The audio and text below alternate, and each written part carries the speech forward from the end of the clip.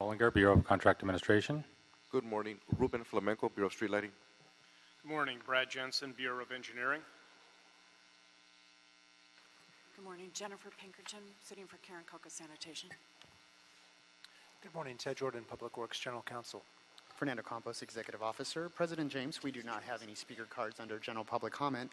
We also do not have any commentary under the Neighborhood Council comment section. We did receive speaker cards on items 14 through 18. Okay. Let's go ahead and take care before we get to the bids. Mr. Flamenco, on agenda items 2 through 10, assessment hearings for the Bureau of Street Lighting in council districts 3, 4, 2, 6, 11, and 13. Ruben Flamenco, Bureau of Street Lighting. Items 2 through 4 pertain to lighting districts which we are creating in conjunction with the Bureau of Street Lighting initiated Van Nuys Community Development Block Grant Project, which proposes to build complete street lighting systems on 10 local streets. In March of 2017, we were successful in creating new lighting districts for 7 of the 10 local streets. The reballot for these 3 lighting districts is per council request. Item 5 pertains to a lighting district which we are creating in conjunction with... Let's take 2 through 4, actually, since that's a reballot. Any questions on 2 through 4? Okay, is there a motion on 2 through 4 by Commissioner Jacinto, seconded by Commissioner Davis? Any objection? Without objection, we'll adopt 2 through 4. Any issue sending it forthwith? We'll send it forthwith. Go ahead, sir, on number 5 through 10. Item 5 pertains to a lighting district which we are creating in conjunction with MTA's Crenshaw LAX Transit Corridor Project. Items 6 through 10 pertain to lighting districts which we are creating in conjunction with private development projects. Ballots for items 5 through 10 were mailed on August 24th, 2017. Ballots for items 5 through 10 must be received by the City Clerk's office by next Wednesday, October 11th. We have not received any objections to date on items 5 through 10. We are requesting for the board to adopt and forward items 5 through 10 forthwith to City Council. Any questions or comments on 5 through 10? I don't have any either. Commissioner Rivas has made a motion that we adopt agenda items 5 through 10, seconded by Commissioner Davis. Any objection? Without objection, we will adopt 5 through 10. Any issues sending 5 through 10 forthwith? We will send 5 through 10 forthwith. Agenda item number 1, bids for, it looks like we've got 3 public works projects with bids this morning. Dr. Campos on agenda item number 1.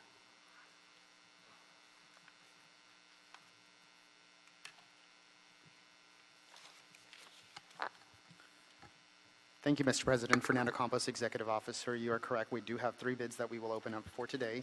The first project is for the Donald C. Tillman Water Reclamation Plant, chlorine contact tanks, high-pressure effluent system improvement, and primary tanks HPE piping replacement. This is in Council District number 6, and the city has estimated the project to be at $1,729,000,000. The second project that we'll open up bids for is for the Bel Air Beverly Crest Unit 2 series to multiple high voltage conversion for fiscal years 2016-2017 street lighting project in Council District number 4. This is a rebid, and the city has estimated this project to be at $2,685,000 even. And the third and final project that we'll open up bids for is for the Street Lighting Conduit Only Project Unit 3 in Council Districts 4, 11, 14, 15. The city has estimated that project to be at $2,578,140 even. We will now begin to open up the bids for the first project. Again, this is for the Donald C. Tillman Water Reclamation Plant.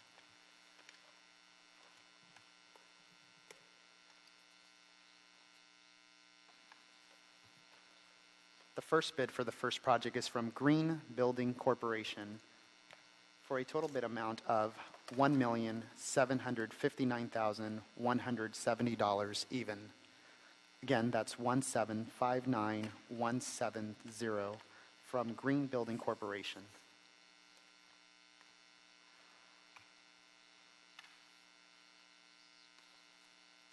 The second bid received for the first project is from Murray Plumbing and Heating Corporation, doing business as Murray Company, for a total bid amount of $2,015,231 even. That's 2015231 from Murray Company.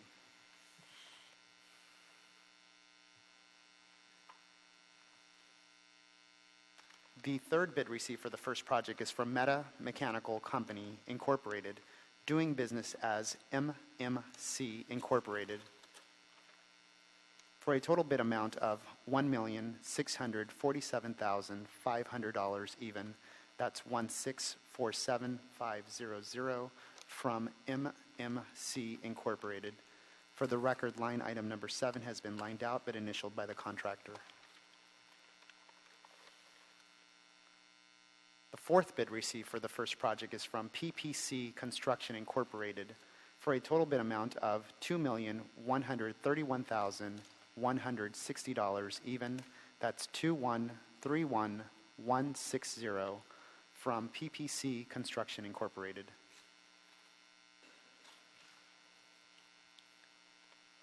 The fifth bid received for the first project is from Metro Builders and Engineers Group Limited for a total bid amount of $1,687,412 even. That's 1687412 from Metro Builders and Engineers Group Limited. For the record, line item number 6 and also the total bid amount has been lined out by the contractor, but both line items have been initialed.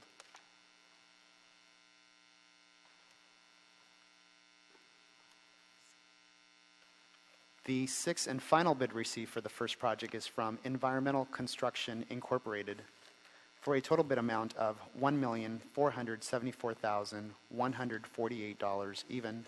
That's 1474148 from Environmental Construction Incorporated. Mr. President, that concludes the bid openings for the first project. We will now begin to open up bids for the second project. Again, this is for the Bel Air Beverly Crest Unit 2 Series to Multiple High Voltage Conversion Street Lighting Project for fiscal years 2016-2017. And again, this is also a rebid. The first bid received for the second project is from KDC Incorporated, doing business as Dynalectric, for a total bid amount of $2,925,604 even. That's 2925604 from Dynalectric.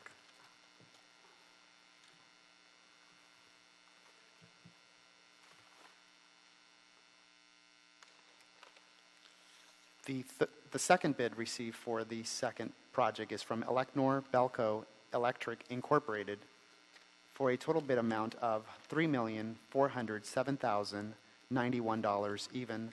That's 3407091 from Elecnor Belco Electric Incorporated.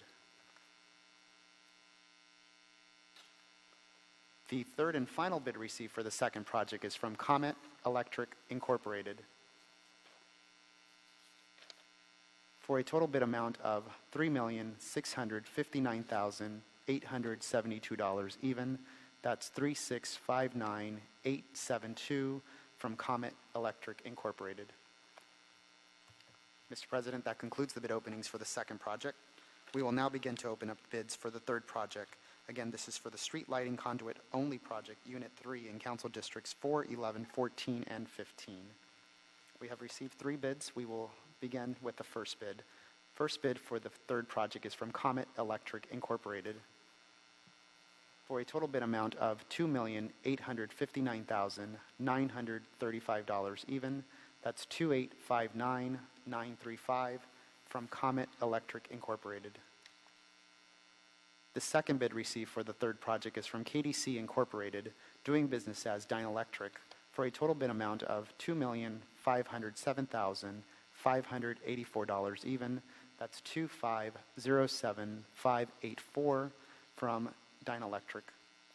The third and final bid received for the third project is from Elecnor Belco Electric Incorporated for a total bid amount of $3,248,270 even. That's 3248270. Again, 3248270 from Elecnor Belco Electric Incorporated. Mr. President, that concludes the bid openings for the third project and concludes the bid openings for today's agenda as well. Okay. Is there a second to my motion that the bids be declared and opened by Commissioners Repenning and Rivas? Any objection? Without objection, the bids are declared and opened and sent back forthwith. Thank you, Dr. Campos. Agenda item number 11.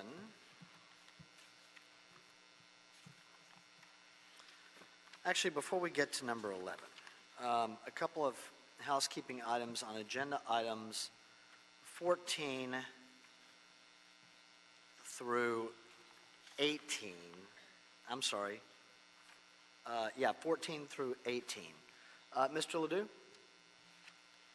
Let me call it, agenda items 14 through 18 are above-ground facility variance requests in Council District 14. So, Mr. Ledoux, as I understand, there are 3 of the items that, and by the way, thank you again to the Bureau of Engineering, to yourself, to the representatives from the applicant.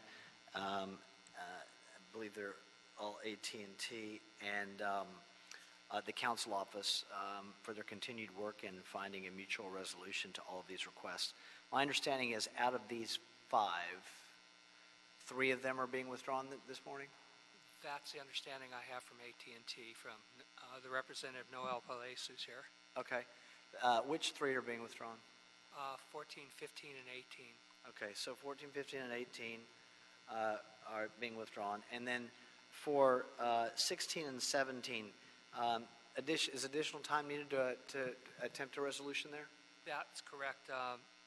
Noel would be able to tell you how much they think they're going to need for that. Okay, great. Thank you, Mr. Palais.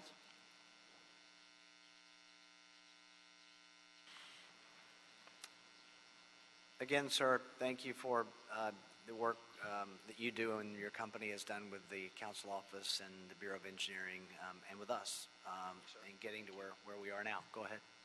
Morning, Mr. President, board members, commission.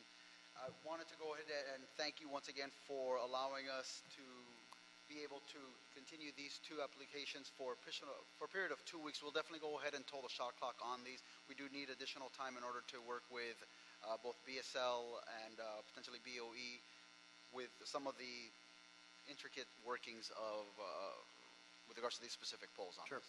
Understood. And I should have mentioned street lighting too. They've been a great partner in this whole process. So thank you to our Bureau of Street Lighting. So that's fine. 2 weeks from today is October 18th, Wednesday, October 18th? That is correct. Okay. Then for agenda items 16 and 17, they will be continued to that date. Thank you so much. Thank you, sir. So that takes us to, let's do agenda item number 19 while we are in the mood of withdrawal. Bureau of Street Services, Council District 14, request for removal of a bus bench 557 South Spring Street. And Mr. Samoya, just confirming that this was the result again of the community getting together with the Bureau of Street Services as well as the applicant. We found a resolution that was satisfactory to everyone, so no need for the item to go forward, correct? Correct. Good morning, members of the board and representatives. Yes, thanks to Council District 14, they were able to bring DOT to the table. We worked together with them to find a solution. Originally in our report, that was an option that at the time we didn't have, and so this, as soon as we were able to get that option, we jumped on it, and it was relocated on the 20th of this month. So great. So the item will be withdrawn. Right. All right. Thank you, sir.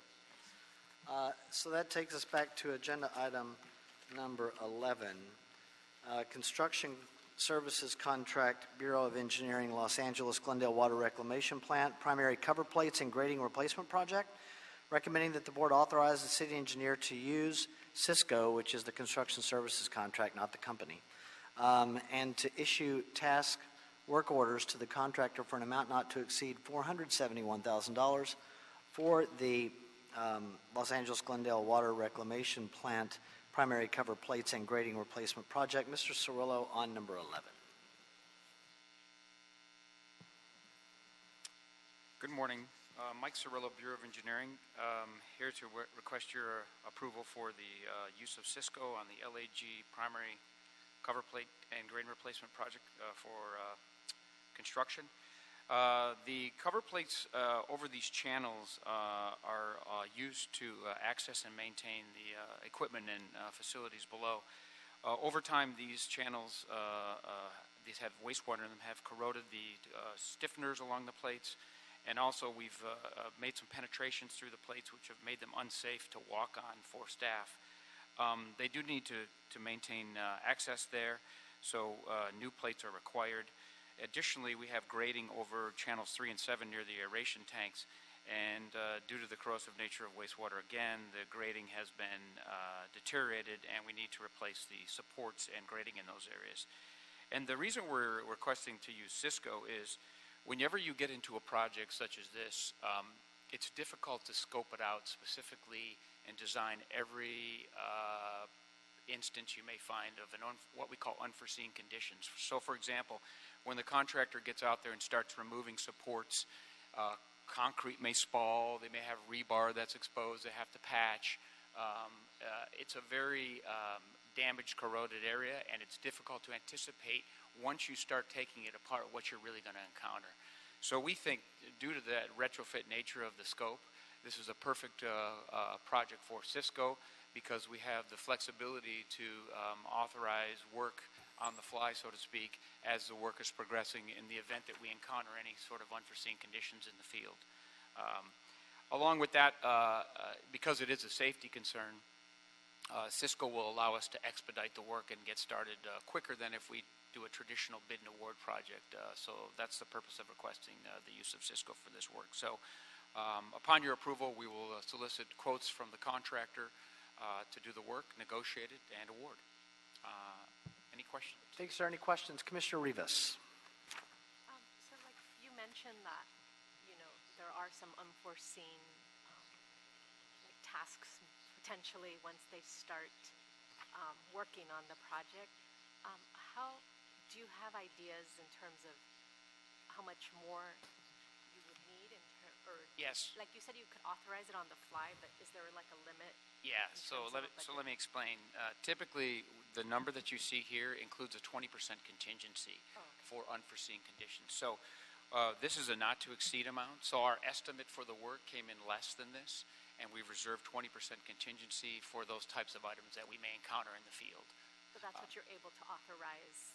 I can only go up to this. Yeah. I can only go up to the amount in here, but when I issue the work to the contractor, it will be less than this. It will have a 20% contingency. This number will contain a 20% contingency in it. So I'll be able to use that contingency for those unforeseen items. In the event we find something catastrophic and it exceeds this number, we will come back to board and request additional funding. Thanks. Thank you. Anything further? Commissioner Jacinto. Thank you, President James. Mike, good to see you, and thank you for this request and report. I remember from the briefing that staff walk on that grading on the tanks, right? And it's loose, so it's a public, it's a safety issue for our staff in terms of walking and the stiffeners. And I remember there was a design issue of how you couldn't access it. It was only accessible from the bottom. So that, are we going to solve that issue of? Yeah, there's several instances where, as I mentioned, the stiffeners have corroded, and we've also made some penetrations through the cover for conduit and piping. And whenever you do that, you weaken the plate. So we need to go reinforce those areas with additional stiffeners to make sure that it's safe to walk on and to be able to bring equipment onto and so forth. So that'll all be addressed in the design. I think this is an appropriate use of Cisco. So thank you. Anything further? Commissioner Sintos made a motion that we adopt agenda item number 11, seconded by Commissioners Rivas and Davis. Any objection? Without objection, we'll adopt agenda item number 11. Any issue sending 11 forthwith? We will send 11 forthwith. Mr. Cirillo, you are here on number 12 as well. Council District 11, Construction Services Contract, Hyperion Water Reclamation Plant, Flare System Access Platforms, and Knockout Drum Project.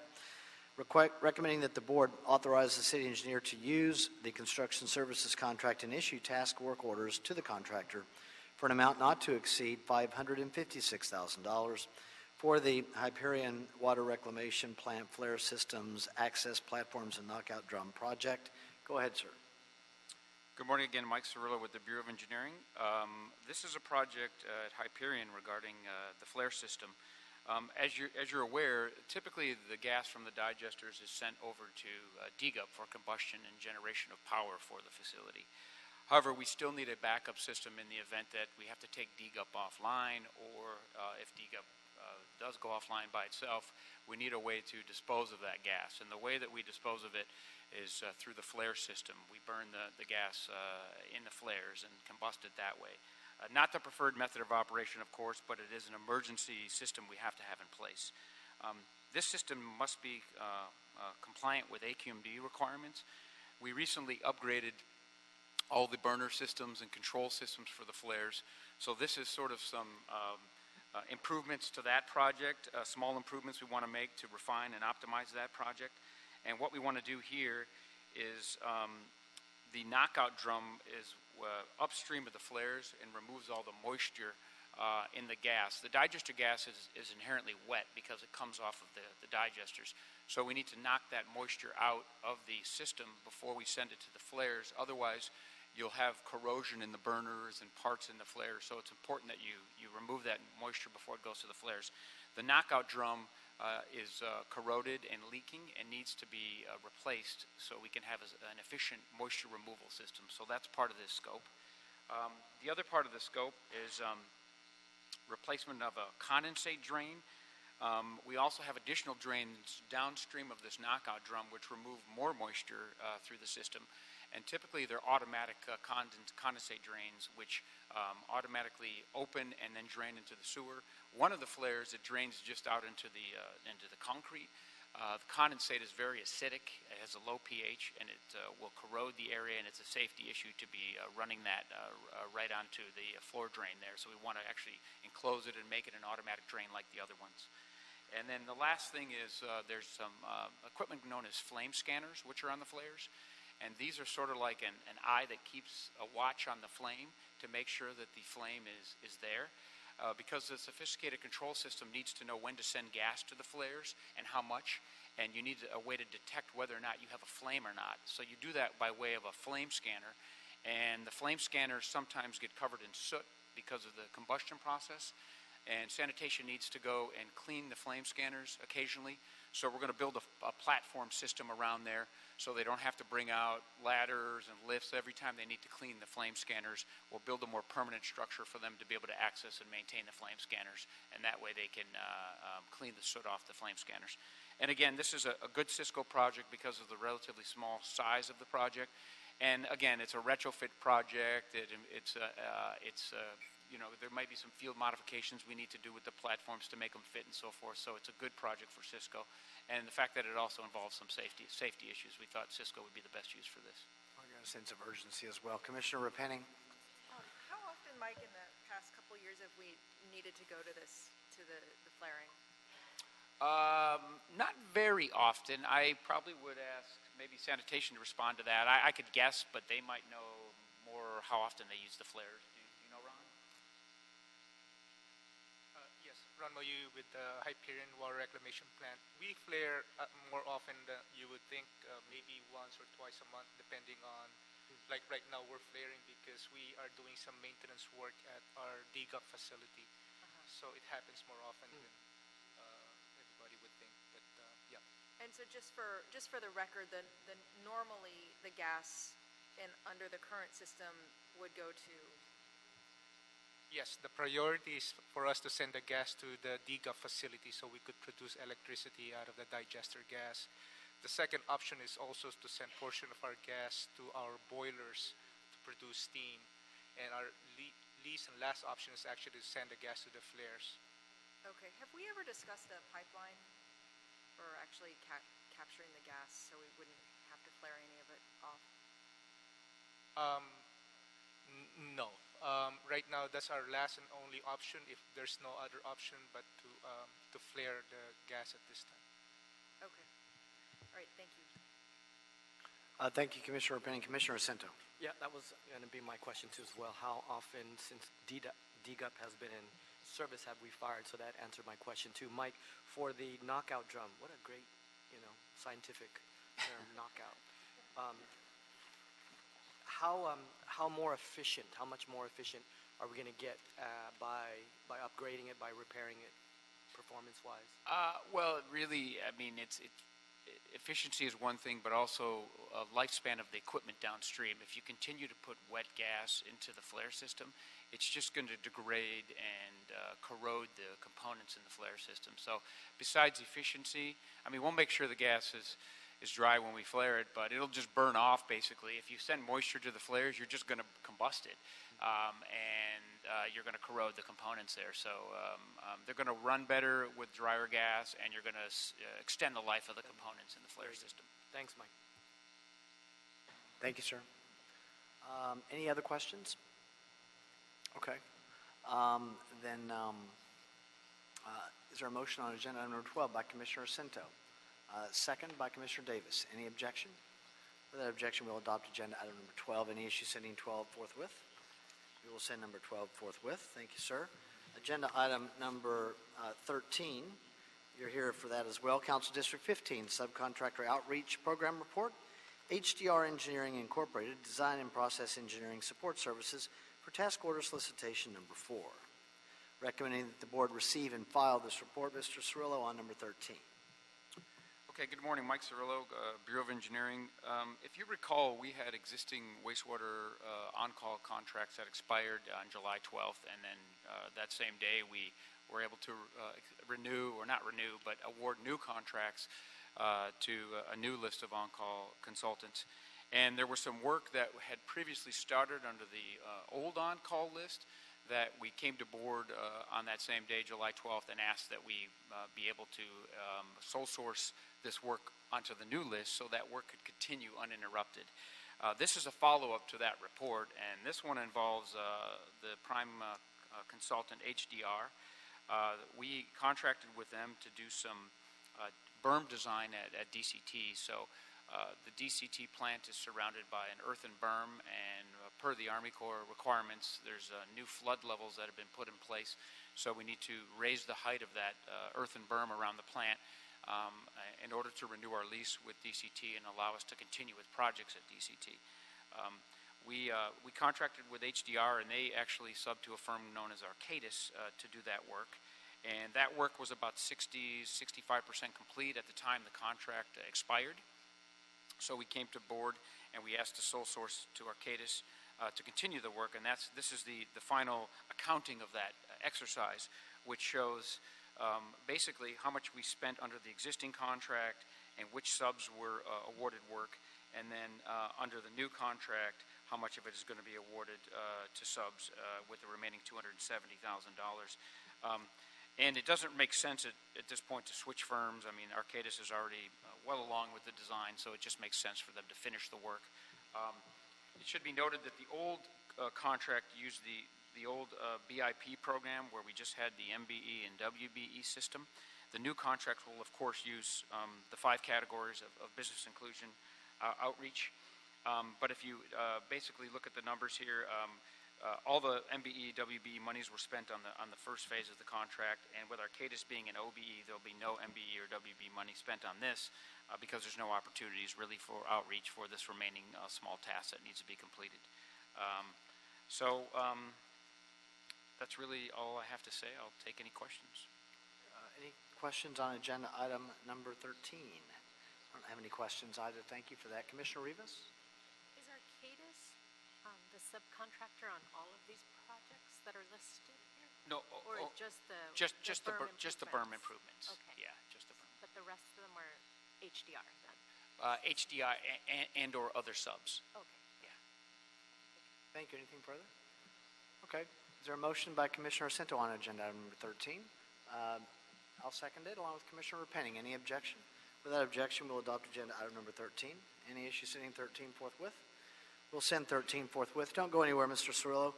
You're here on agenda item number 21, apparently. On-call emergency repair services and construction of urgent necessity projects, contracts at the city's wastewater treatment plants and other wastewater facilities.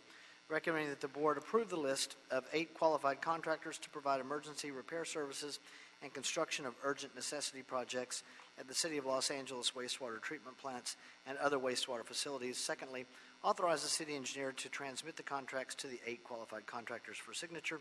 And third, authorize myself or 2 members of the Board of Public Works to, first, execute signed contracts received from qualified contractors. Secondly, forward the executed contracts to the city clerk for attesting. And third, determine the initial order of the emergency on-call contractors list via a random drawing, which will happen in a moment. Go ahead, sir. Good morning, Mike Cirillo, Bureau of Engineering. This is a emergency list of on-call contractors that the wastewater treatment plant program maintains in the event that we have an emergency we need to address. So I talked about Cisco earlier, which is more for smaller urgent necessity work. That's different than this list. This is a list of real, true emergencies where we basically need to mobilize somebody immediately to address some sort of catastrophic event that may have occurred in the treatment plant program. So this request is basically just to form the list. It doesn't guarantee any work or authorize any work at this point. It just puts these firms on the list and essentially just with the hopes that we never have to use it for the 5-year period. But we do need to have a procedure in place just in the event that we do. So I want to talk a little bit about how the list will be used. So when we encounter an emergency, we'll be contacted by the Bureau of Sanitation to go ahead and invoke the use of this list. If it's less than $100,000, we will go at the city engineer's level and authorize the work to proceed and start and complete. If it's going to be greater than $100,000, we will immediately notify the board via phone call and let them know that there's an emergency taking place and we need to mobilize contractors immediately to address it. At that point, we'll go off the top of the list and contact the top firm on the list and see if they're available to do the work and be on site within a 24-hour period. If they cannot meet the demands, we will then go to the next firm on the list and continue that until we find a firm that's willing to take the work. Most likely, we would start the work on what's known as a time and materials or cost reimbursement basis, which means there's no time to negotiate any scope. It's just come on out and provide whatever services are needed to mitigate the emergency, and we track the time and equipment and materials that they use and pay them accordingly. At some point, if the emergency continues, we may negotiate and convert that to a lump sum contract, but at that point, you're just trying to get the work started. If it's urgent necessity work that doesn't require us to start within 24 hours, we are able to go to the top 3 firms on the list and allow us to get a little bit more of a competitive bid. So we can bring the contractors in, we can scope out the work in general, and we can have them price the work, and we can select the lowest price in that fashion if need be. So we do have some flexibility with the use of this list. And once firms are awarded work, have declined work, or submit a bid, they're rotated to the bottom of the list, and then the work continues. I mean, the list continues to rotate as work is issued. So we did receive 10 statement of qualifications from firms, and we had a staff of 2 Bureau of Engineering and 1 contract administration employee rank and rate the firms in accordance with the selection criteria in the RFQ. And 8 out of the 10 firms received a passing score, which meant that they scored high enough to be put on this list. And the 8 firms you have listed on page 2 of the board report. So our recommendation is to award a contract to those 8 firms for this emergency wastewater treatment plant on-call list for a period of 5 years. And that's all I have. Oh, I want to add one more thing.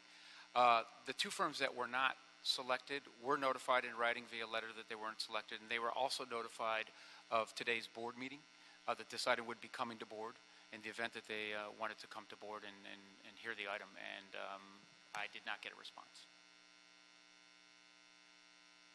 Okay. Commissioner Penning.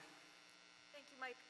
So what is the total amount of funding that we would ballpark anticipate spending out through this mechanism over the next 5 years? Okay, so we don't budget any money, of course, because it's tough to anticipate emergencies, but I can give you some metrics on what we used last time, which it might be a good guidance for the previous list. So the last on-call list was actually a 5-year list as well, but we extended it by 2 years. We came to board and we asked for a 2-year extension just to continue, because it takes a lot of effort to go out and create this list, and we decided to just go ahead and continue that list for 2 more years.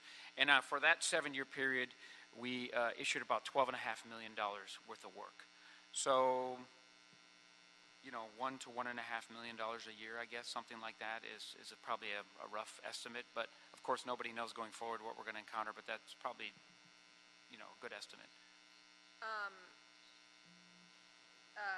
Okay, so it's not a ton of money. I guess what I'm interested in is looking at. I know that the emergency work is excluded from the business inclusion program, and that it says it talks in the report about some work happening to encourage the contractors to utilize some of the MBE, WBE, SBE, et cetera, subcontractors as time permits. But I'm just wondering, is there more that we could be doing,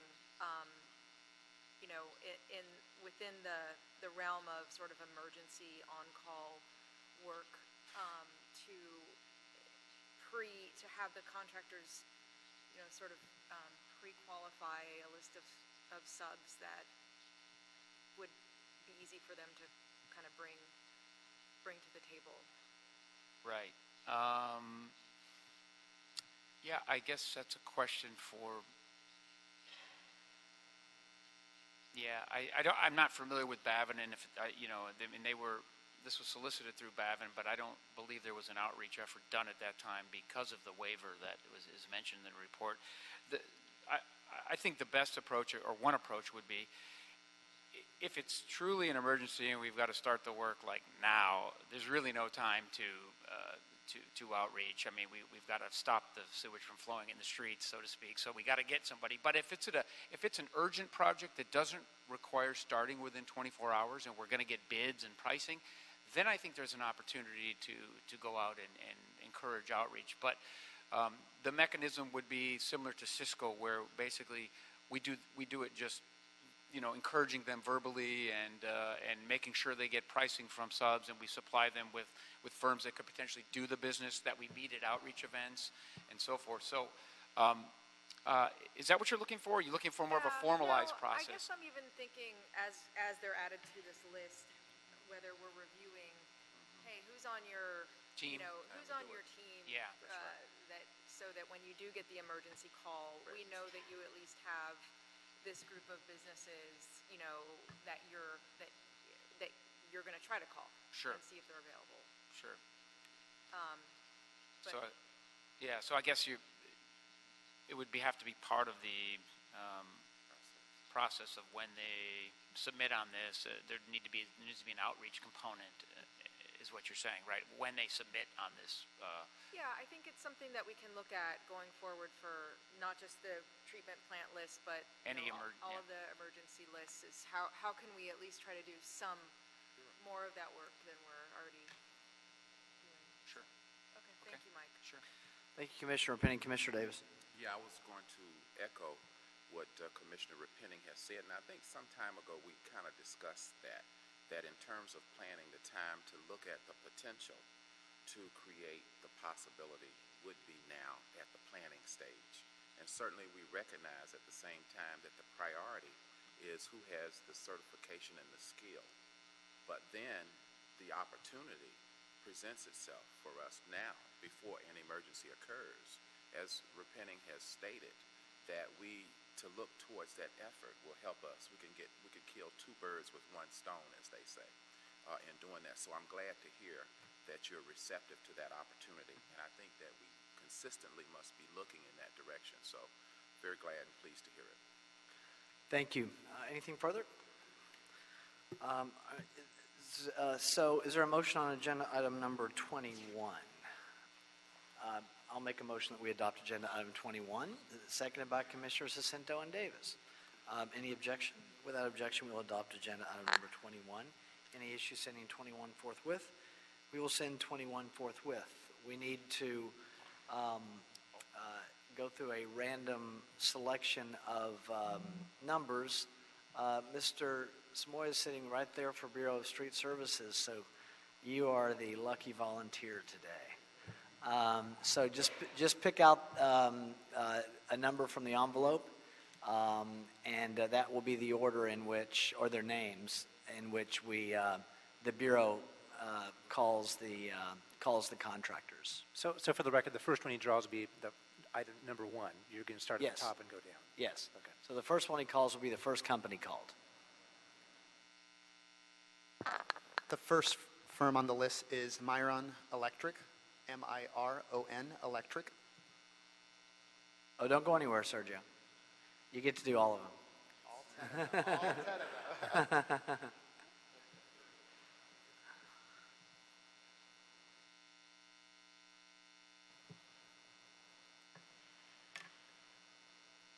The second firm is Colich and Sons, C-O-L-I-C-H and Sons.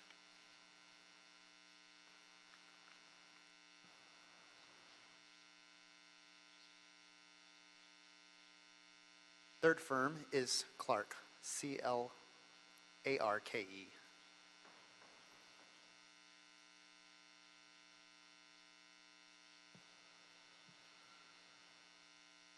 Fourth firm is Kiewit Infrastructure.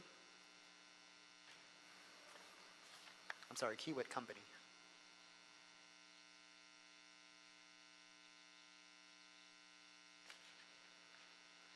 Fifth firm is United Riggers.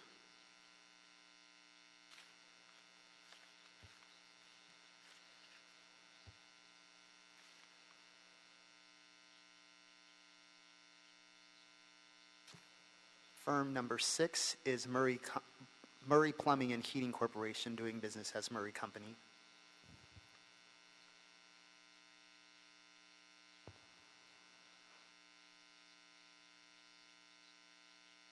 The seventh firm is Myers & Sons Construction LP.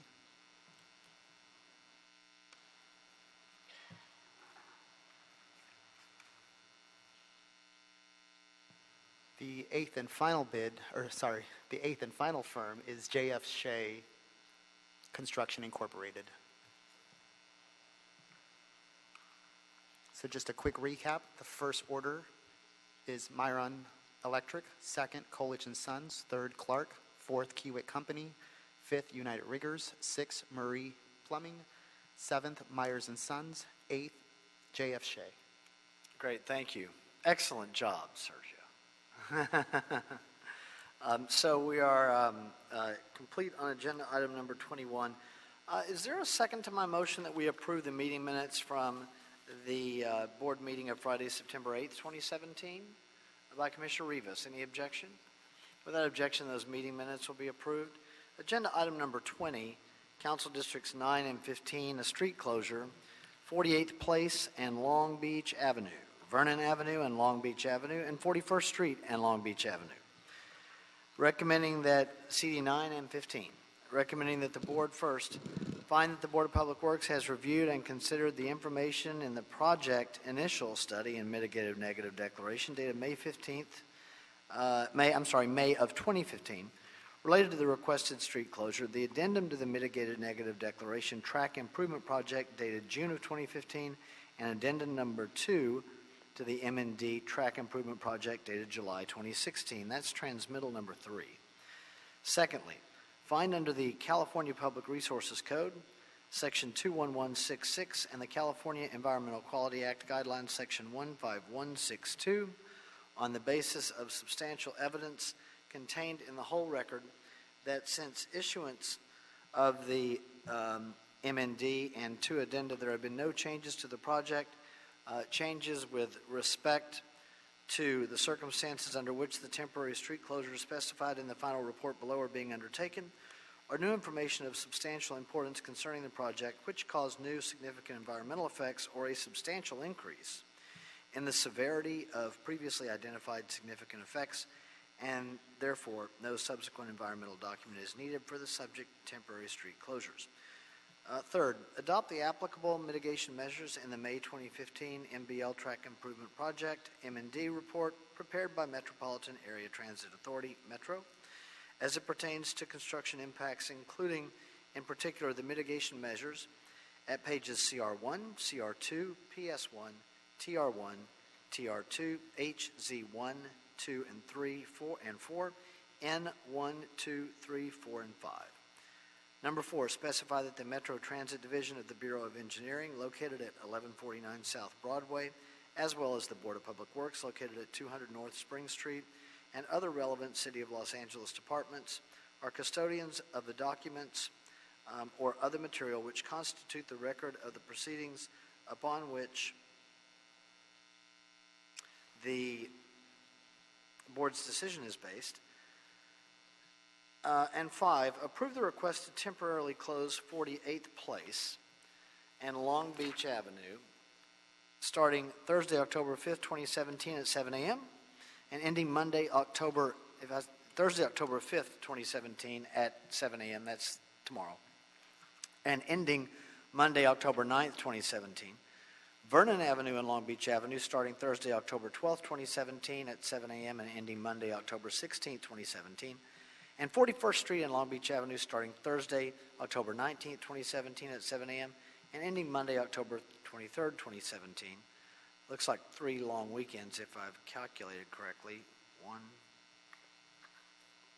2, 3, maybe 4. Subject to the conditions identified within the report. The board previously adopted the closure of the other 5 intersections on August 21, 2017. This is to improve the safety of at-grade crossings. Ms. Lamb, go ahead. One Lamb, Bureau of Engineering, Metro Transit Division. The Metro Blue Line project and Swing Gate project, pedestrian and swing gate project is a project that will install pedestrian gates and emergency swing gates at 11 at-grade crossings in the city of LA. Only 8 of the intersections require closures. At this time, we're requesting 3. 5 were previously approved by the board on August 21st, last month. And that work was all done, and the closure was, the various closures were reopened in a timely manner, correct? Correct. Okay. They're open the following Monday. Go ahead. So we just finished 55th Street Monday this week. And we're requesting closures for Thursday, October 5th. The requested closures are 95 hours, starting October 5th from 7 a.m., ending Monday, October 23rd at 6 a.m.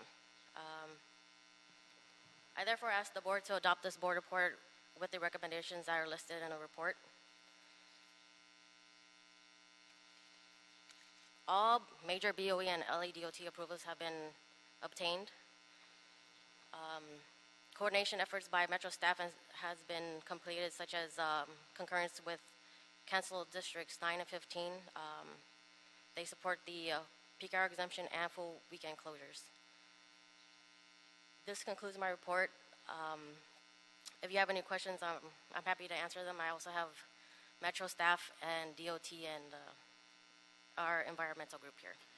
Great, thank you. Primarily interested in we talked about the outreach efforts from the last time you all were here. So you could just confirm that the outreach process, I think it was the same for these 3 closures as it was for the prior 5 closures. If there's anything different, you can let us know. And it seems to me from the fact that we didn't hear anything from it that everything went smoothly? Correct. We haven't heard anything from the council office, and they use the same means of outreach. Okay. Any other questions on agenda item number 21? Thank you all for being here. Thank you for your patience. I'll make a motion that we adopt agenda item number 21, seconded by Commissioner Jacinto. Any objection?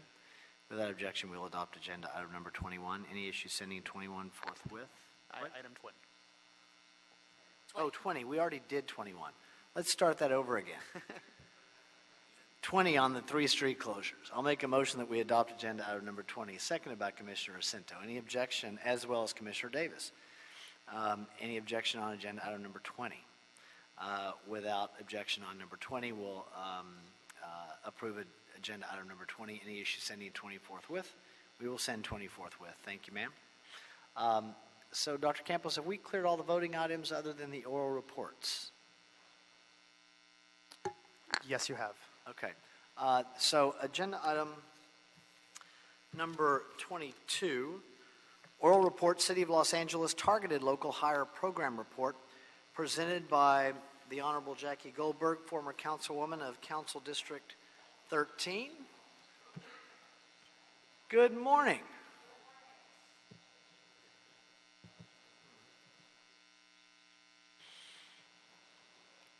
Thank you for coming this morning. Invited myself, but thank you for agreeing to We are happy me to have you. present. President James and members of the commission, I'm here because I think it's important that every part of the city of Los Angeles understand the mayor and the leadership of the city council's goal of this targeted local hiring program, what it is, how it's set up.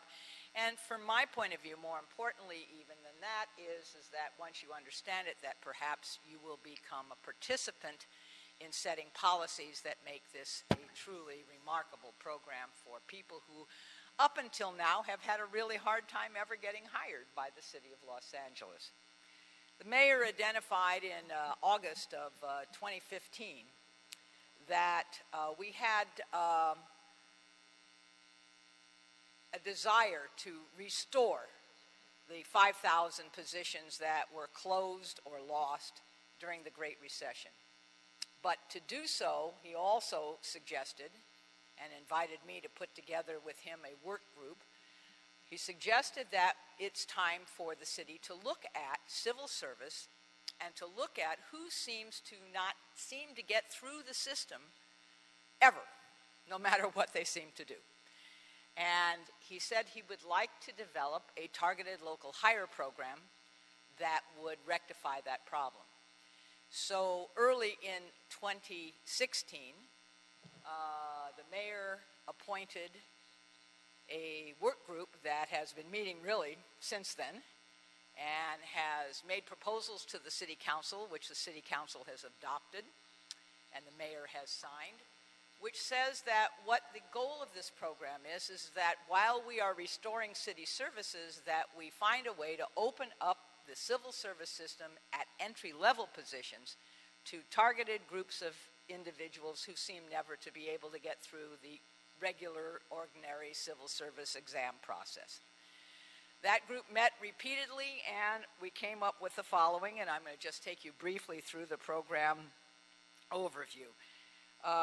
The targeted local group, I was the chair. I'm the only person on the committee that can't vote, which is fine with me. There is a coalition of city unions, 8 members, somebody from the mayor's office, 3 from council offices, the CAO, the CLA, EWDD, and personnel.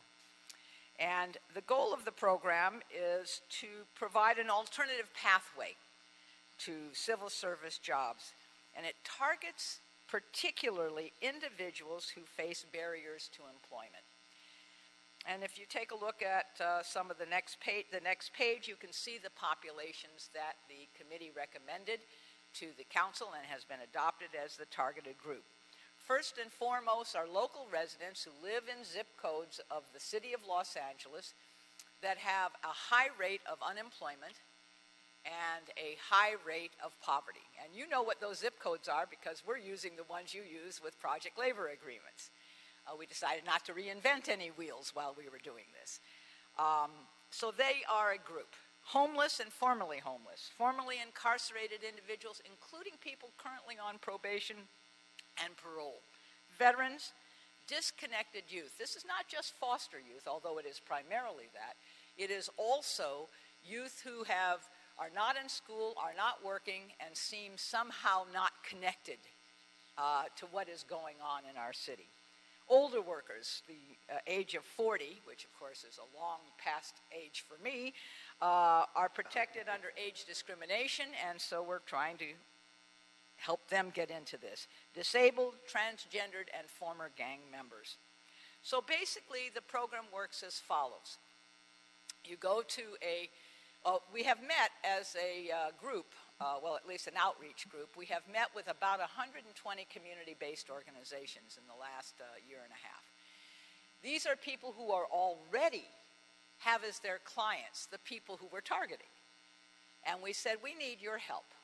because really what we're really looking for are not people who have had the opportunity to go to a community college or to go to a work program and get prepared and trained. We're looking for people who are ready to learn and ready to work full-time and learn something on the job.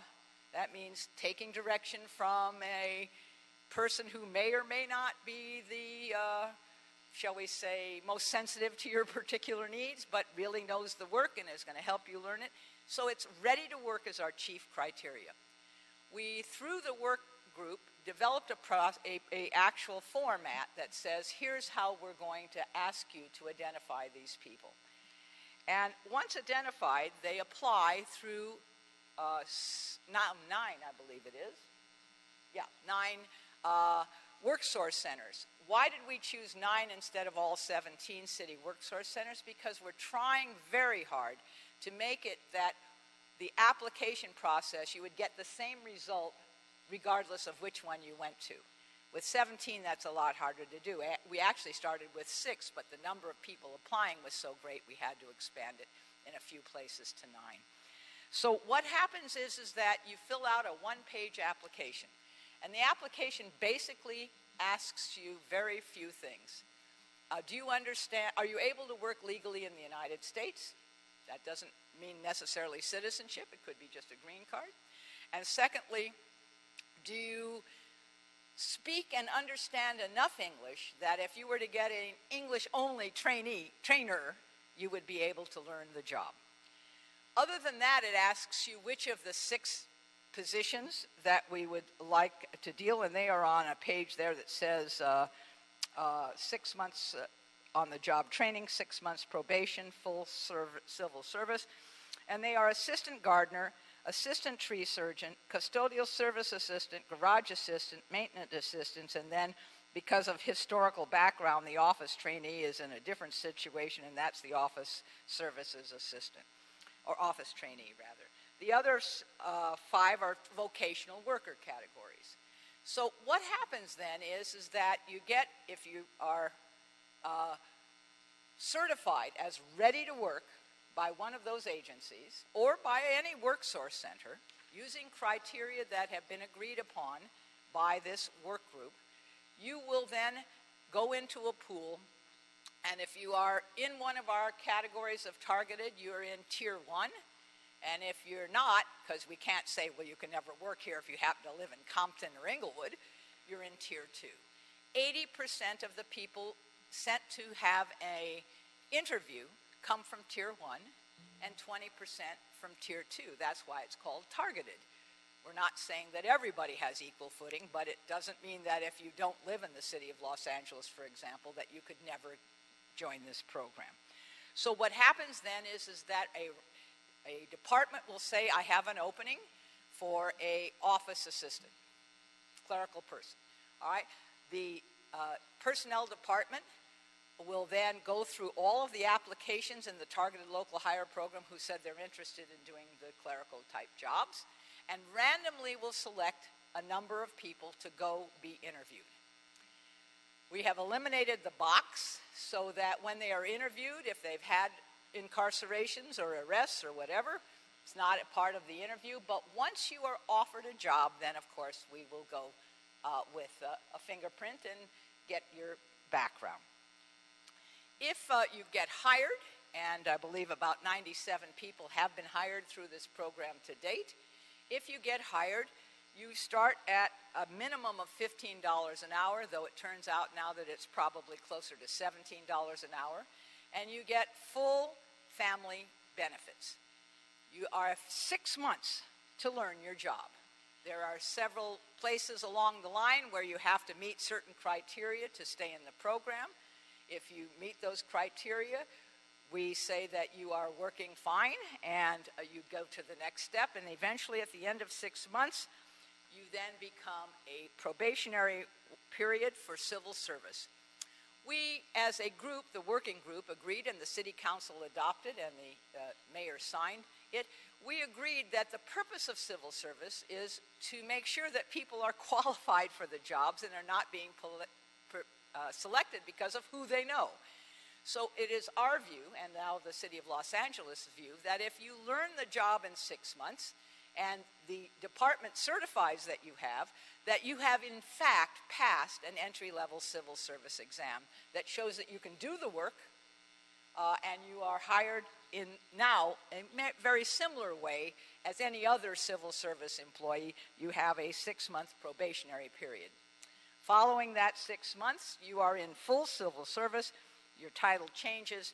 You get a bump in salary that puts you on the regular salary schedule for that. We see the advantages from hiring through the program. First, expedited hiring process.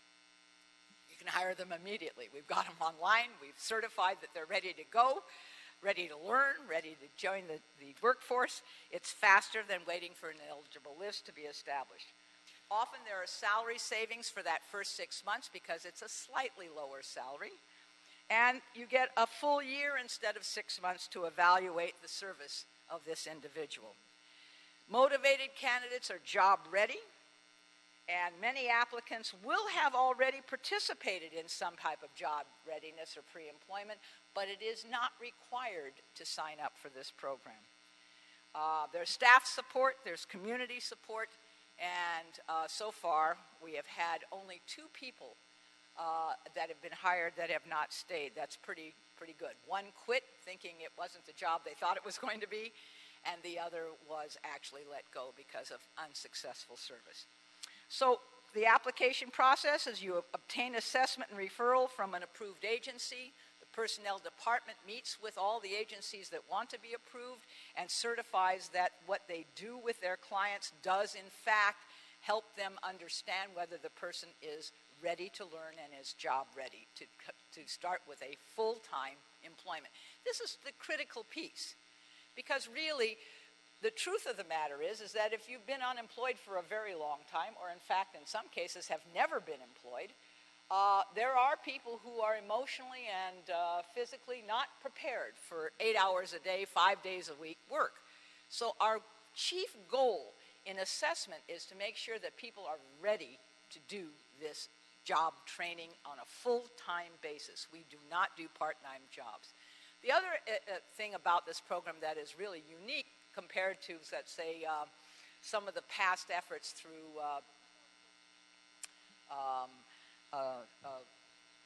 welfare to work are that no person is called for an interview unless there is actually a full-time opening to be filled.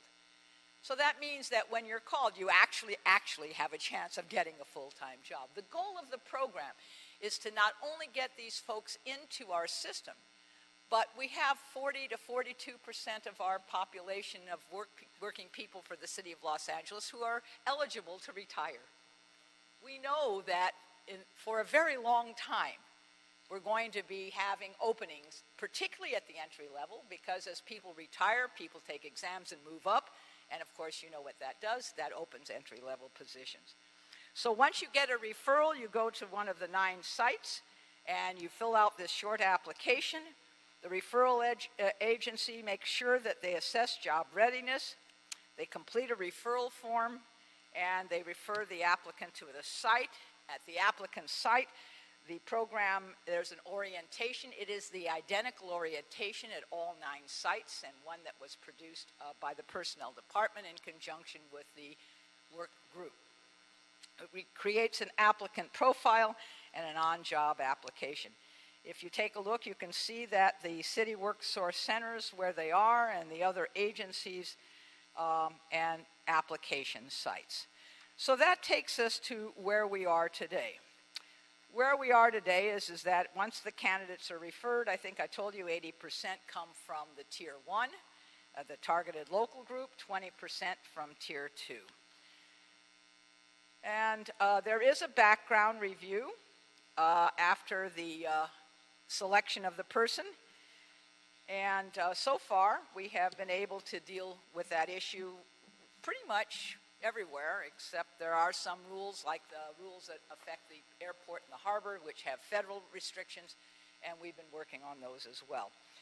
So the total applications so far received are 2,754 applications. We had intended originally to open this up in a massive presentation to the public.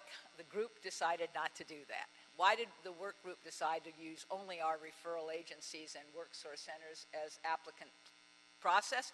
Because our goal is to have the number of positions available to be filled to not be so far out of line from the number of applicants that you're like in Section 8.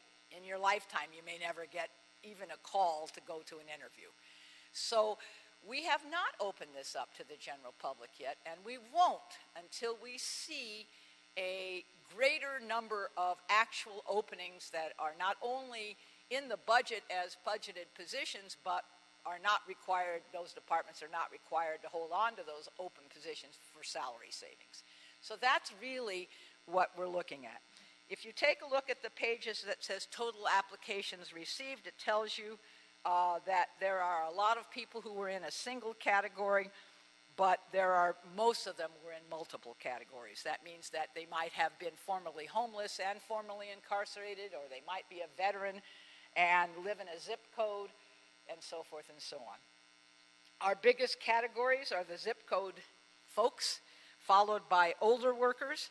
And that was an interesting thing to us. When we were meeting with a lot of community-based organizations, I think the biggest call came from people who were 40 and older to say, you know, we just can't get hired anywhere. Nobody's interested in us.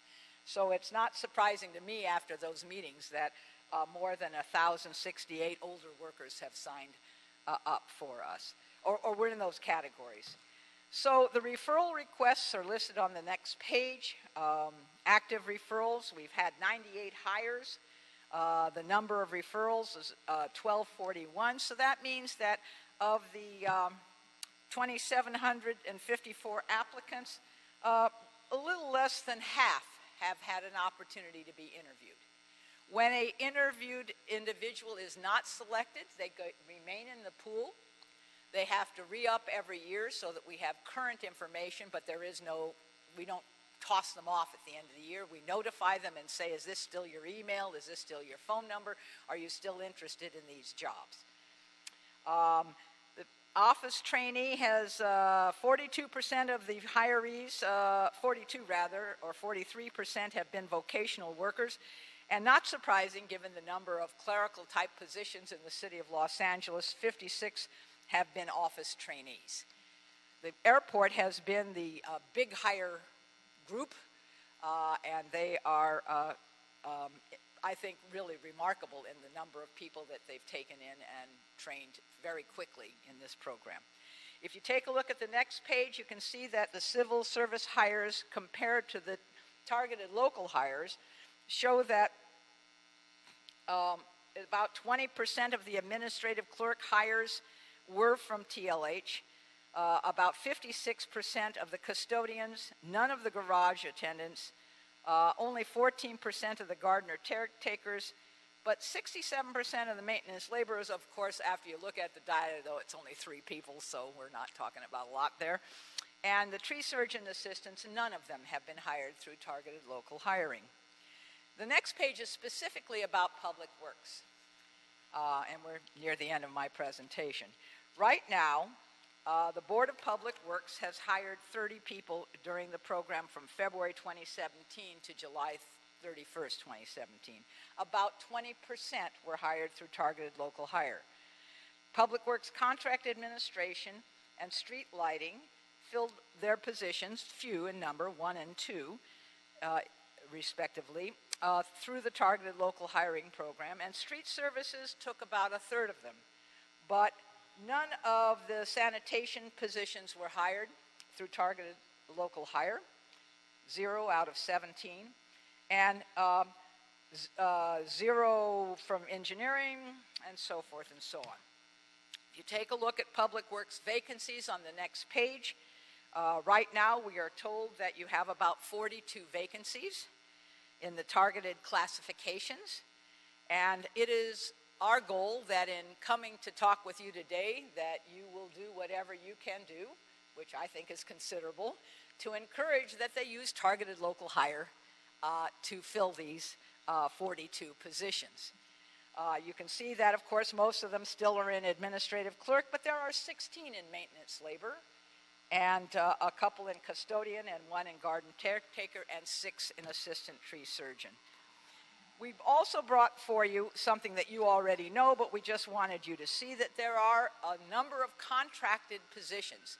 We know that everybody in the city, all departments, used a lot of contract hires during the Great Recession. There was a hard freeze on hiring anybody.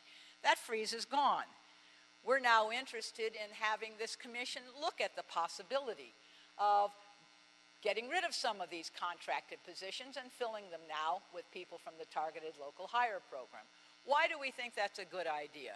Well, I was on the city council during the last great earthquake in this city, and I will tell you for an absolute fact that in Hollywood, which was on a lot of water and fell apart, and nobody really cared about us because everybody went to Northridge where the quake was centered, that the only people who showed up to help without being called were city employees.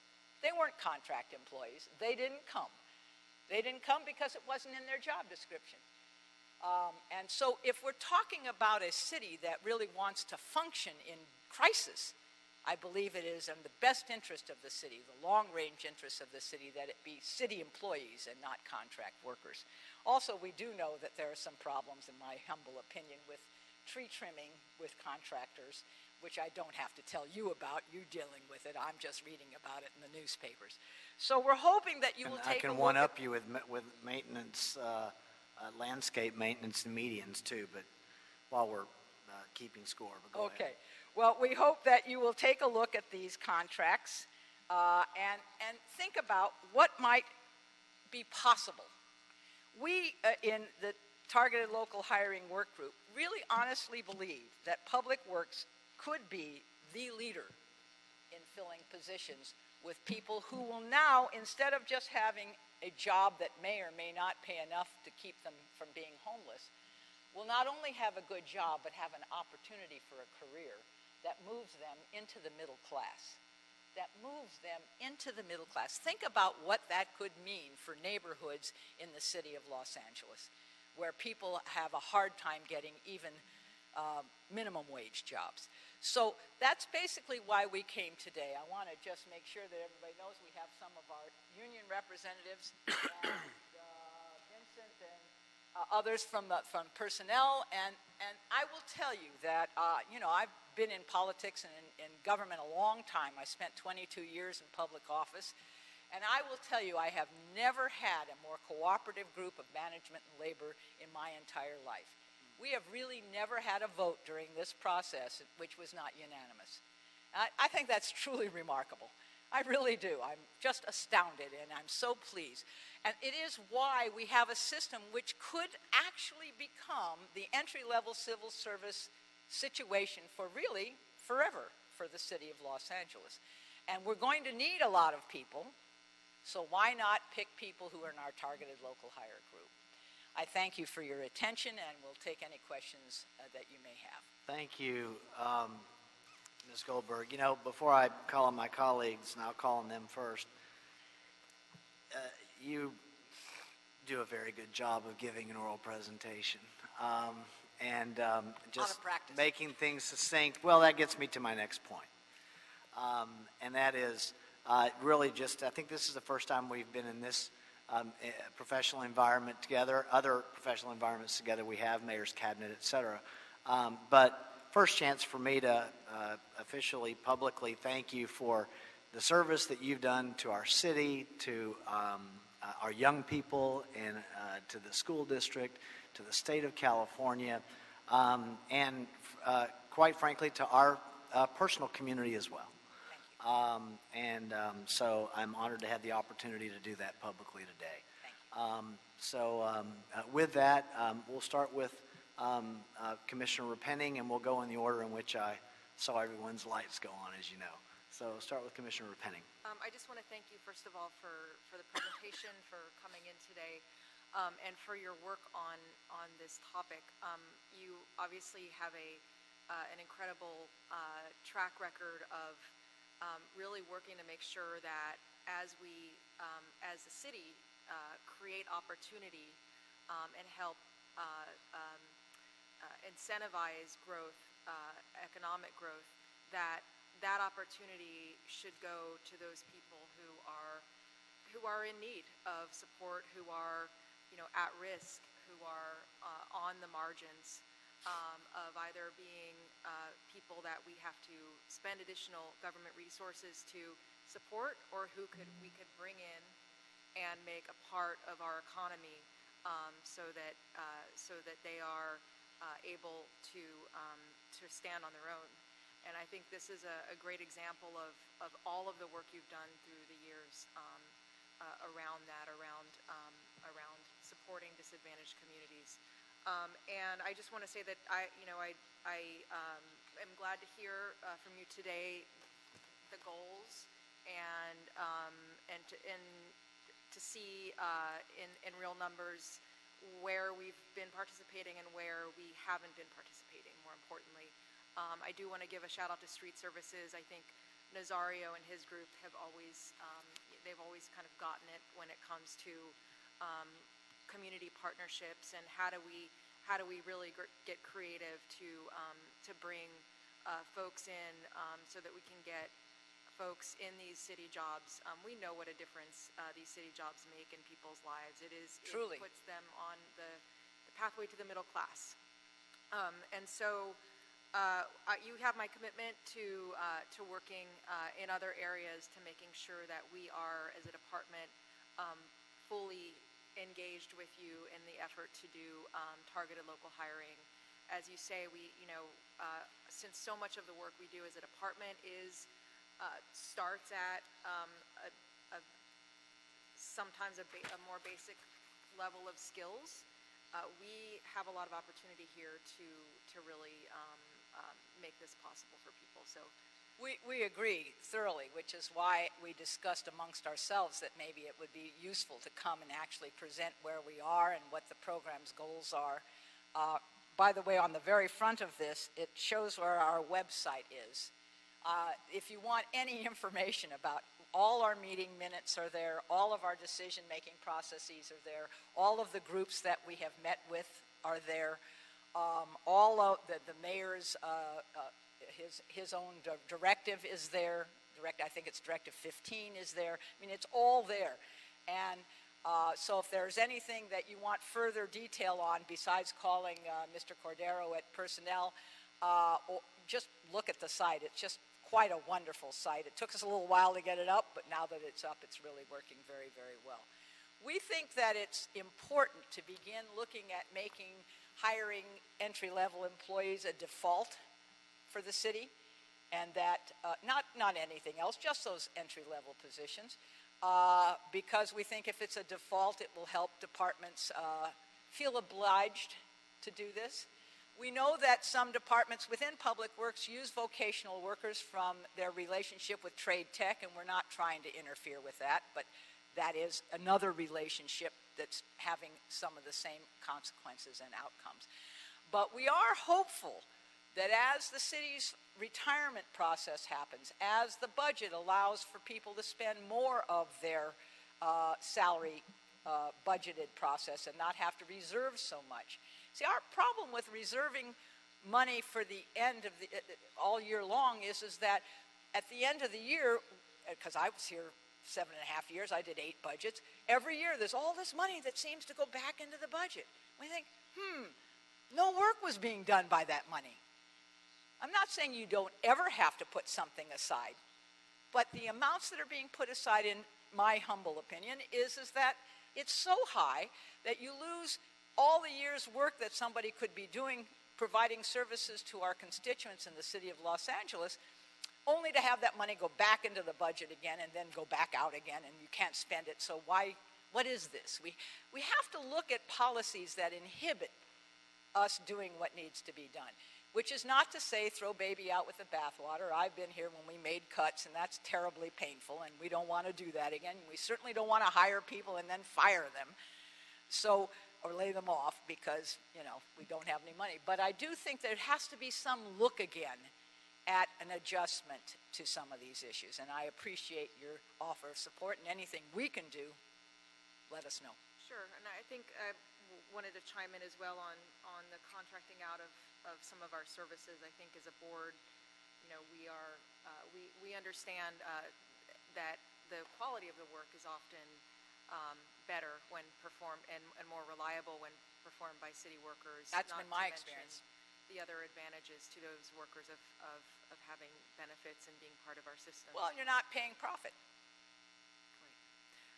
So I do want to thank you, Jackie, for your work. We're really lucky to have someone with your experience, your expertise, and your passion on these issues showing Thank us. you.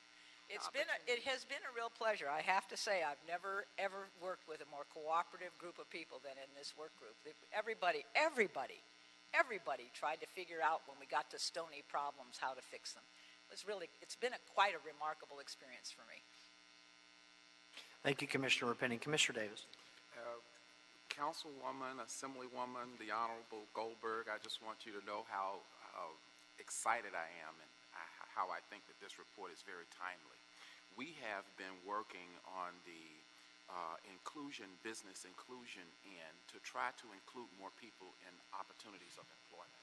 And the work that you do here not only reflects what we've been talking about, but it also reflects the back to basic principles that the mayor has put in leadership for all of us here in the city. And so again, I'm really thrilled and excited about what you're doing.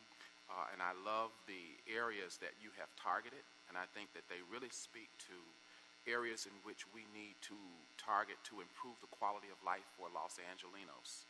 And also, I want to say ultimately that this is a program that not only we should embrace, but we must embrace in public works. When we think about the services we provide for residents in Los Angeles, I can't think of a more appropriate department to be the example of making this a reality. So again, I think it's timely and I'm excited by your report. And anything that I can do, I'm 100% behind you. Thank you very much.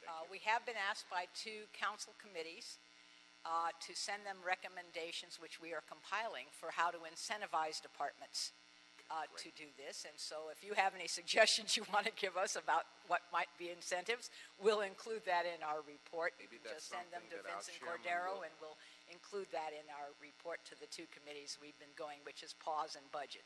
Sure. I hope our president will convene us in a discussion about that. Okay, very good.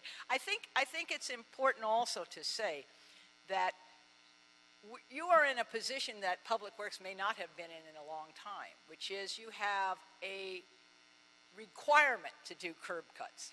So that's probably a lifetime of service. In other words, we're not talking about temporary.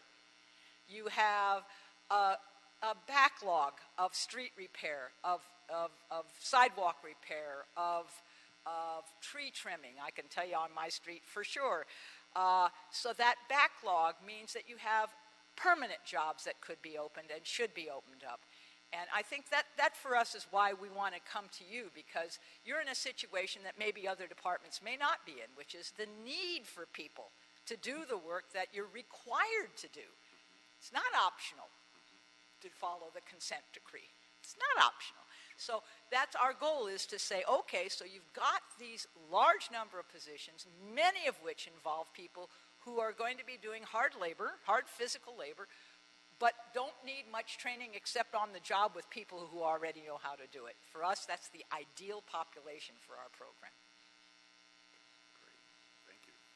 Thank you, Commissioner Davis. Commissioner Rivas? Thank you so much for this presentation. From your presentation, I can tell how passionate you are about this. And they always ask me, how do you really feel? Yeah. And I'm sure everyone on this committee is too. Yes. I think this is very important for Public Works. This is a good time for us. We are hiring, and then, like you said, we have some projects that are long-term. And I think as a department, we should set our own goal in terms of what percentage we want to see as of people we hire through this program. Because we want people local, we want City of Los Angeles residents that want to work for us. And so thank you for presenting our numbers, because it's great to see that street services and street lighting are leading in terms of target local hires. Um, One question I have in terms of vocational workers, do you know if we're doing anything, or the work source centers that we're working with are doing anything to encourage women to go on that track, since there's two tracks, the office and vocational? I don't know that for a fact, though informally they say they are. We have not tracked that. Okay. We have not tracked that, I believe. Is that correct? We do have some numbers. See? That's why we have people who actually know what we're talking about. Let me say that Vincent Cordero is a gem, and everybody in that group are just fabulous. They have done enormous amounts of work to make this a program that actually works. Thank you. Vincent Cordero, Personnel Department. So in terms of females that have applied for vocational workers only, we've had 129. And we're even tracking males applying for clerical only, and that's 224. So we are tracking that in terms of how many are interested in just that track. But in terms of those who have applied for both clerical and vocational, it's 350. And that's for women. Okay. So it's still not there yet. But we're tracking a lot of things, and that's why the personnel department's been so critical, is we're trying to find out where the kinks are in the system. And one of them is genders, men not going into clerical, women not going into construction. We think that the work source centers are trying to deal with that problem in some ways. I know for a fact that some of the community-based organizations we work with are trying to deal with that. Okay. No, this is great. Thank you so much for your work, and I hope we can work together on this. Oh, absolutely. Thank you, Commissioner Rivas. Commissioner Jacinto. Thank you, President James. Honorable Jackie Goldberg. Oh, we've been doing business together a long time, haven't we? This is a moment, and I'm glad we're on public record so I can share with you my own personal thanks. I echo my colleagues, Jackie, and I also will reflect on our 26-year history of work together. Yes, we have. And I have to acknowledge you publicly for being such a force in our career in community service, in the stewardship of our youth and our families, and the diverse Los Angeles. Beginning in our days at SEEP, I remember when you first visited us on 3rd Street in that little house. And when we went to Temple Street, we were able to purchase that building in order to create a place for youth and families and diverse communities to congregate. You've been such an important force in our career, in my career, in community service, Jackie. I love you, and I wanted to let you know that thank you for including and mentoring and leading, for being a champion for not only CD13, but all of Los Angeles. It's a great program, and being the representative that is responsible for the project labor agreement, I'm all in with you and the committee. And to further what we can do to see what the limitations are, to remove those barriers and say, whatever is it the number of resolution positions that are opening, I want to understand what the limiting factor is so that we can work on that, what's impeding our progress. So I commit to you my attention, my effort, 110%. I want to jump on the committee with you, and just to see you here, and for us to have this moment in our career, in a progressive career of community service to civic service, is a great moment. Thank you, Jackie, and look forward to working with you on this. Thank you very much. I think the important thing to say is, over and over again, the more positions that are open to TLH, the more applicants we will take. We are now not, and by the way, I want to assure you that long-term part-time employees that were vocational workers during the Great Recession are also in this pool. Some of them are being hired. Interestingly enough, some of them are not going into the pool because they're making more money per hour part-time than they would if they started in this system, and I don't know if we can rectify that or not, but it's something we're looking at. We're looking at animal services as another set of positions, the animal technician to be added to this group of positions. And we're working actually with the trade unions, the construction trades, and with the OE folks to try to set up within the city of Los Angeles a program of apprenticeship that will not be unskilled or semi-skilled. It will be more skilled, but it will be a part of this larger attempt to draw in all of Los Angeles applicants that are interested in working for the city, not just those who do well on tests. So that's sort of the goal is, by the way, the school board has the department there that does adult education has agreed. When I was on the school board in the 80s, 150 years ago, we had a program with the city of preparing civil servants for promotional exams. They have agreed to try and recreate that program again, so that when we get these entry-level people in and they become permanent, they're not stuck at step one, that they have an opportunity, and everyone will. It won't be just limited to targeted local hire. They're going to go back to offering a program of providing support for people who want to take the promotional exams. Thank you, everyone. I've just got a couple of comments and maybe a couple of questions to get a little bit more of a sense for us on where we are. First of all, regarding the contracting aspect, if you had told me 5 years ago, and I've said this to a lot of people, and including the press and others, that my feelings on contracting versus city workers would be what I'm about to advocate now, I would have disagreed with you, but it's based on experience and data. And some of that experience and data, experience is a big part of it, and you mentioned that as well.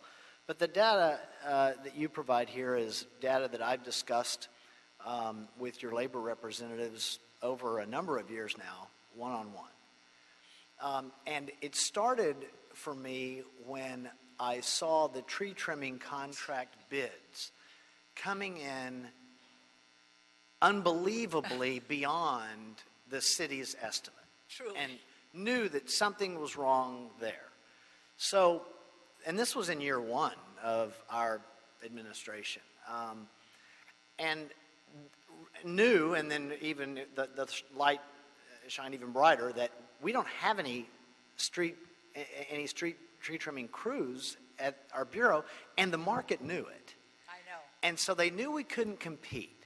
And if they know that we can't compete, but we have to do the service because the community wants it, the council offices want it, and the mayor wants it, then they know their prices can go up. Our first, as you know, your first budget is the prior administration, so the next budget, so when you're in enter year two, it's your first budget, we were able to go and get just said, give us one crew.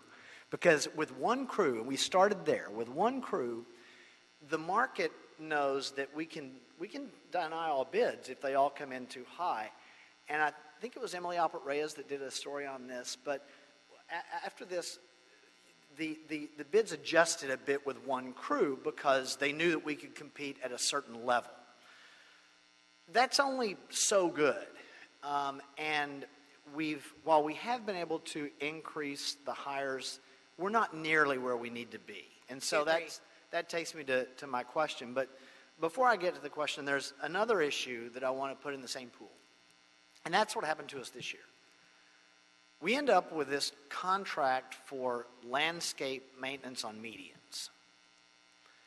And we didn't generally like the contract anyway, but because we didn't have any staff, we have to go through this contracting process. And we end up with this company, lowest responsive bid, we end up with this company that walked out on us. I mean, I think we're in litigation, so I'm not going to go too deep into it, but they walked out on us and we had to rebid. Well, what do you think happened when we have to rebid? The market knows we have to rebid. And so the rebids come in. One, we only got one for some of these venues that they know that we're strangled now. Because this community's been without service. All of these problems would have been not only solved with our city crews, but we would have had accountability. We would have had people to send out. We can send them where we need to, when we need to. Right now, if we need to move a contractor from point A to point B, they can say that's not my contract. I had a budget hearing I don't know, 3-4 years ago, maybe 4 years ago, and I remember which council member it was. We were dealing with this tree trimming issue, and Councilman Bonner said, have you guys read the Yelp reviews on this tree trimming contract? Well, the Yelp reviews, unfortunately, were irrelevant to us because of the process that we have to go through under the public contracting code. I mean, I can read it, but if they're the lowest responsive bidder, and so if we go out and we have a problem with the contractor and we want to complain, the contractor, I can say, you didn't do a good job. They can say we did. Well, how do we solve that problem? Well, if it's with a city employee, we can solve the problem by sending them back to do the work that needs to be done. If it's a contractor and they say A and I say B, we have to sue them, or they have to sue us. Right. And that doesn't do anybody any good. Right. So that means that based on data and experience and reality, now is a great opportunity to emerge from the contracting process that we were forced to be in for the reasons that you described earlier that I understood. But we're not there today. And so on either front. So my first question is, it looks to me like we're not just Public Works, I mean particularly Public Works because that's our department, but it looks like we're slow. When I look at the numbers and I look at the time, it looks like we're slow. So I'm curious about and my understanding, I think there was a committee hearing at pause by at least a couple of our bureau head directors. And I'm curious to get your thought on how that hearing went and how the next steps are going, and what you think are some areas where we can target, to use your term a bit, but to target to get back on track. Well, I want to be broad in my response rather than specific. Sure. The broad response is that change is hard. That's the broad response. I've done a lot of things in a lot of jobs in a lot of places, and I can tell you for an absolute fact, it's easy to tell someone else to change. It's harder to change yourself. So I think the most important things that need to happen to make some of this come loose is to spend some time with the department managers and directors, and particularly their personnel people in HRs, and ask them what they see as the impediments, rather than us telling them what the impediments are. Ask them what they see as the impediments, and then figuring out if there are things that are changes in rules or policies by the city that could remove those impediments. Because right now, people have been doing this, when I came into public office, we had 3 answers to every question. We've never done it that way. We've always done it that way. And then the third one was, we tried that once, but it didn't work. We don't do it that way. Okay. So that's because if you have a system that has more or less worked, it is not so easy to say to someone, try something else. It really isn't, and we're not critical of the folks that this is not going as fast as we had hoped. We really aren't. What we really think, though, is they need support, and the commission can find ways to support them. That's really what you could do that we think would make a huge difference. If there are things that we can do at our end in terms of making the system work better for them, let us know, and the work group is still meeting. We will take them up and try to make those changes. But this is not an easy process, because we're really saying to them, you've always gone to this list. That list has always gotten you people. Now we're saying, don't go to the civil service list. Maybe we need to stop giving civil service exams in these 6 categories. We just stopped doing it. That the only way you can hire is through this for those categories. We're looking at that right now, and we're going to submit a report to those 2 committees, as well as to you, if you would like, of things that might make a difference. I think it would be helpful. But our view is that we're not critical, because we're asking people to change long-term practices that have been stable and have gotten the job done, albeit slowly and not necessarily in the best possible way, but got them done. Okay? That's not such an easy ask. And I think that if we can figure out from all of the departments and all of the directors and all of the general managers and the HR people what will help them feel more comfortable with this, we think that 97 hires and only 2 that didn't work out is a very good record. That's a good We know number. that the airport continues to say we want more. So we know that people are having positive experiences, because who are these people coming to work at the airport? People who have been dying to get a job like this. And they have to tell them to go home. I'm honest to God, they have to tell them to go home because they're so excited at this opportunity. Now, if we can help people to understand the enthusiasm of this new avenue of workforce, why wouldn't you want to try more of them? But it is hard because we've had established ways of doing things. They've gone on for, I left here in 2000. This is 17 years later. They're still the same as when I was here. Okay. Why? Because to more or less some extent, it works. Okay? It works. The jobs get filled, the work gets done, blah, blah, blah, blah, blah. Okay, so now we're saying take a risk. Take a risk on somebody who may have never held a job before. Take a risk on somebody who's on probation. Take a risk on somebody who is disabled. Take a risk. Well, we don't think it's a big risk because we've done a lot of work to say that these people are job ready. Okay? But still, it's a risk. And I'm saying so that we come here to you to say, whatever the folks that report directly to you tell you are the impediments, we will try to remove those impediments. Okay? And I believe in incentives much more than punishment. So what could we incentivize them with? I agree Some with that. people have suggested to us we could incentivize them with the mayor saying that they don't have to hold on to as much of their salary savings as they've been told to if they use That's a great this incentive. You know what I'm saying? Yeah. So what I'm saying is I would rather see incentives, but you work with these folks every day, every month, every year. We don't. So tell us. We came and asked for this presentation because we want to partner with you in making this a program which works for the people who have to get the jobs done. And that's the management. They have to get the jobs done. Okay? How do we help them see that this is a better way for them to do that? That's what we're here to talk to you about. Excellent. Thank you, Councilwoman. We appreciate it. And thank you to your partners that have worked in the process and are here this morning as well. Anything further, colleagues?